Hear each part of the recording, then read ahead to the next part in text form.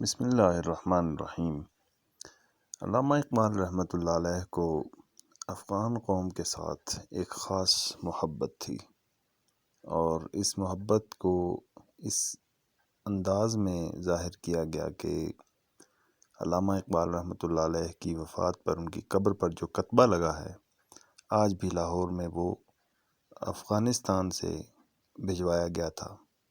یہ افغان قوم کی بھی اور اس وقت کے ان کے رہنماؤں کی بھی ان سے اتنی الفت اور محبت تھی۔ وہ ایک ایسا ویژنری تھے کہ انہوں نے back in early 20th century یہ پریڈکٹ کر لیا تھا کہ ابلیس اپنے سیاسی فرزندوں کی طرف سے کیا منصوبہ بندی کر رہا ہے۔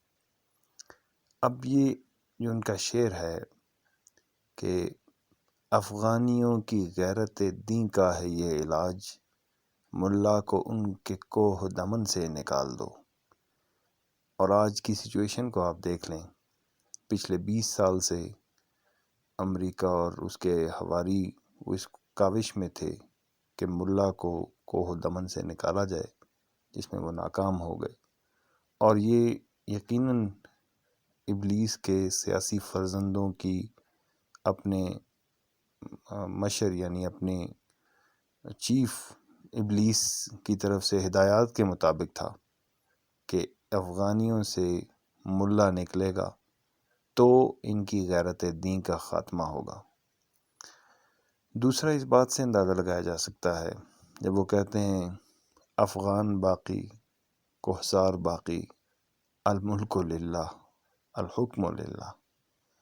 اور تیسرا اس بات سے کہ ایشیا کے اندر افغانستان کی جو اہمیت اور حیثیت ہے، جسے آج 2020 میں چائنا اور رشیا ریئلائز کرتے ہوئے ایک ریجنل اپروچ کے تحت اڈاپٹ کر رہے ہیں، وہ بھی علامہ اقبال نے پریڈکٹ کیا تھا۔